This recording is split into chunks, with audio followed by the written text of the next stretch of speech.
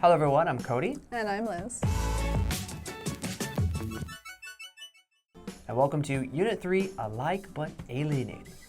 So once upon a time, far ago, the nations of Ukraine and Russia were a lot more alike than it seems now. Right.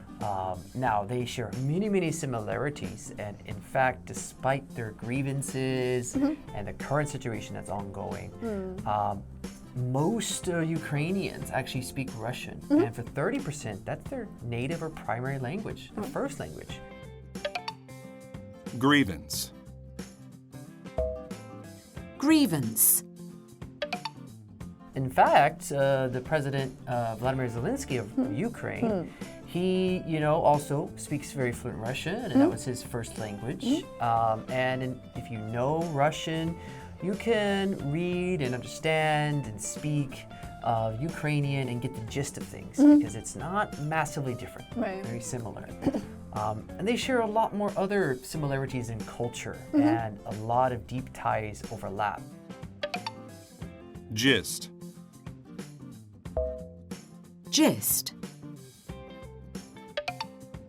Overlap. Overlap.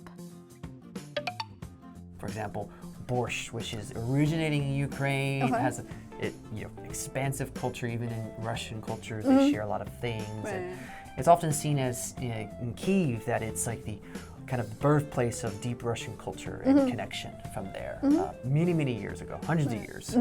So there is a lot of similarity in things that are alike between these two cultures and nations now. But what's going on is, quite tragic, and we'll talk more about the history and other things later. But have you been following the news lately about Ukraine, or before that, did you know much of Ukraine? I did not know a lot about Ukraine before. So I know that it used to be part of the Soviet Union. True. That's basic facts.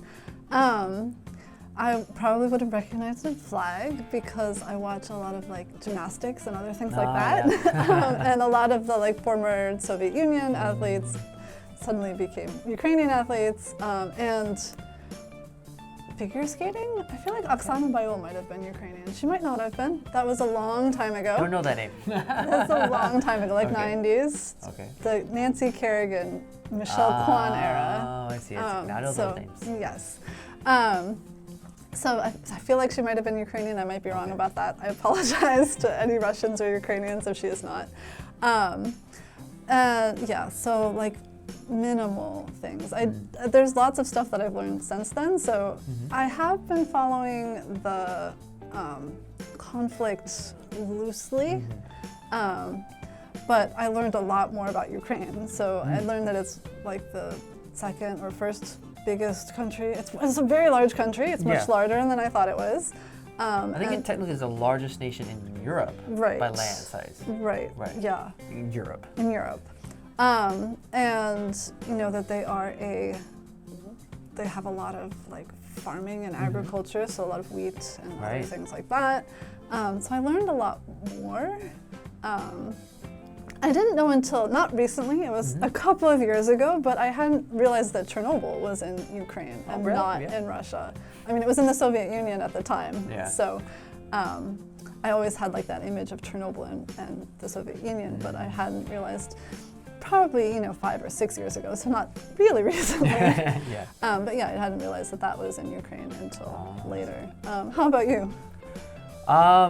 Well, I didn't know much more either. I mean, we kind of shared some of the similar things we understood. Now, I kind of remember that Chernobyl was in Ukraine because I always thought it'd be interesting in my head to maybe visit there one day because it's kind of, as they call, a dark tourism site where people who are interested, they're allowed to go, and dark tourism is around sites of historical disaster or death related, like the catacombs in Paris, going under and seeing all the skulls.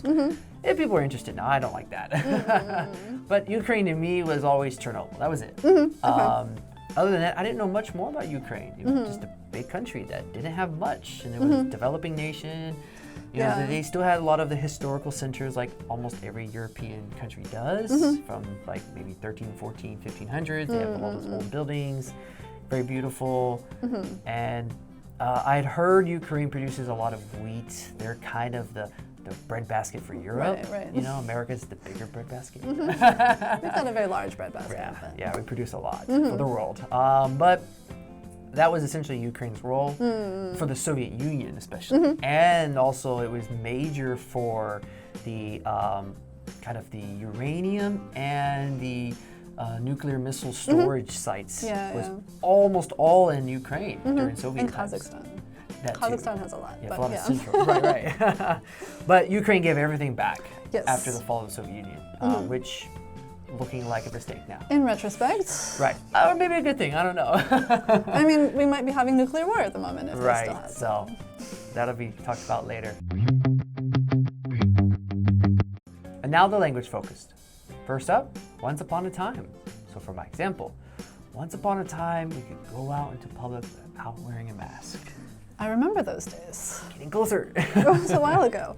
Okay, the second point is never mind that. So for example, one of my friends always wanted to be a doctor. Never mind that he couldn't stand the sight of blood. How does that work? It's hard. He never became a doctor. Fair enough. All right, that's it for our preview section. We'll see you on the review.